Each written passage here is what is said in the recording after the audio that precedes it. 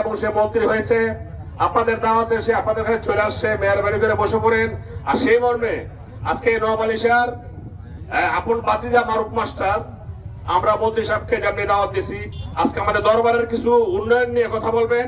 এখানে আমাদের মাঝে আছে আমাদের বড় বিএনপি সেক্রেটারি সম্মানিত সদস্য বাউলবাড়ি জেলা বিএনপি, তারা আছে, সবাই আছে, নেতৃবৃন্দ আছে। আজকে শুধু মন্ত্রী সাহেব কথা বলবেন, উনি শুনবেন, আমরা শুনবো, এবং আমাদের উন্নয়নমূলক কিছু কথা বলবেন মারুফ মাস্টার।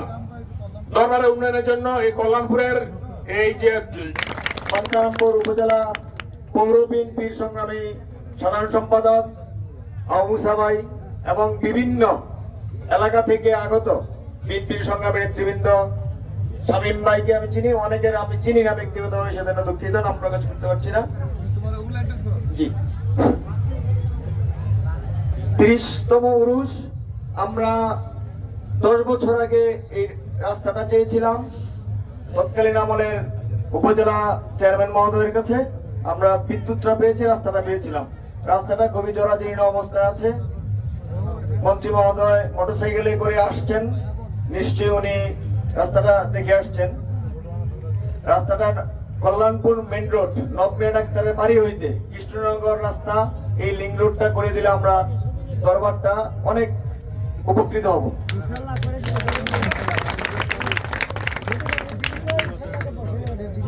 সাথে আমরা আমাদের গ্রামে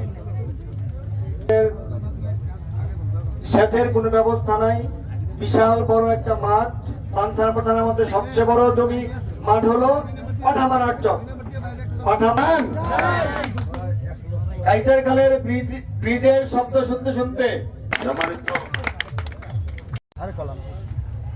30তম অর্থাৎ নোয়াখালীর উরুস মোবারকে উপস্থিত হয়েছেন বাংলাদেশ সরকারের মাননীয় পরিকল্পনা প্রতিমন্ত্রী, পানসারামপুরের কৃতি সন্তান তথা ব্রাহ্মণবাড়িয়ার গর্ব। সময় খুব সংক্ষিপ্ত, আমার ভাইয়ের বিশ্লেষণ বলে শেষ করে যাবে না। আপনারা দেখেন সারা বাংলাদেশে আমার ভাইয়ের মতো এরকম সুশ্রী মানুষই আমরা মন্ত্রিসভায় দেখি না। আমি কল্যাণপুরবাসীর পক্ষ থেকে এবং নোয়াখালীর উরুস কমিটির পক্ষ থেকে আপনাকে ধন্যবাদ ও শুভেচ্ছা জানাচ্ছি। এই আপনাকে আমি বলেছি হোমনা যে বিশাল বড় এরিয়া, এখানে বিদ্যুতের সাথে সাথে এরকম ভাবে মাছ দিয়ে একটা রাস্তা পরিকল্পনা করতে হবে যাতে কৃষক সহজে ফসল বাড়ি ঘরে উঠাতে পারে।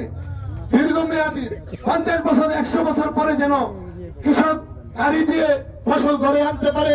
এবং আমি মন্ত্রী মহোদয়ের কাছে আসার পথে দাবি করেছি আমরা আগামী উরুস মোবারকে এই পাকা রাস্তা দিয়ে উরুস মোবারকে আসবো।